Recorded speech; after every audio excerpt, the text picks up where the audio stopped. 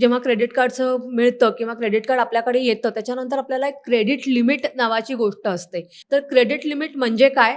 आणि ते वाढतं तर ते कशा पद्धतीनं वाढतं? त्याचे कॅल्क्युलेशन काय असतं? क्रेडिट कार्ड आपण सुरुवातीला समजलं तुमचं उधारी खातं आहे. बरोबर. त्या उधारी खात्याची काहीतरी एक लिमिट असेल. हं.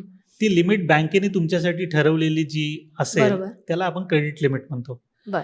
आता थोड्या वेळापूर्वी मी सांगितलं का क्रेडिट लिमिट तुमच्या सिबिल स्कोअरवरती आणि तुमच्या इन्कमवरती आधारित आहे. हं. आता ह्या 2 गोष्टींना मिळून बँक ठरवते तुम्हाला कितीची क्रेडिट लिमिट द्यायची.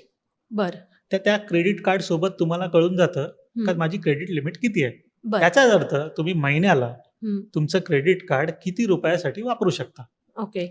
काही बँका त्यावरती सुद्धा क्रेडिट कार्ड वापरायला देतात. बरं. पण त्यावरती तुम्हाला ॲडिशनल चार्जेस लागतात. अच्छा.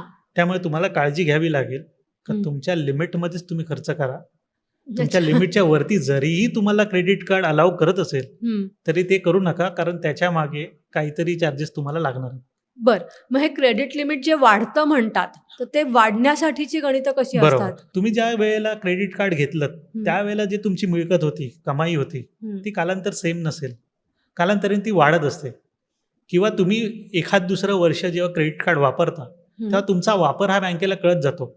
अशा वेळेला क्रेडिट कार्ड तुम्हाला ऑफर करत असते हं. का तुमची क्रेडिट लिमिट तुम्ही वाढवू शकता.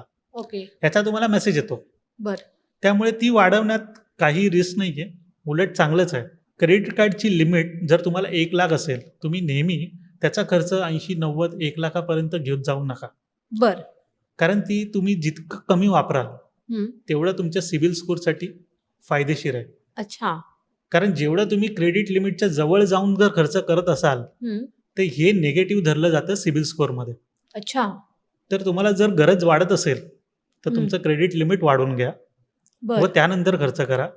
किंवा ओके. जी असलेल्या क्रेडिट कार्डची लिमिट आहे, त्याच्या फार कमी खर्च करा. अन्यथा त्याचा इम्पॅक्ट तुमच्या सिबिल स्कोरवर होतोय हे तुमच्या लक्षात ठेवावं लागेल.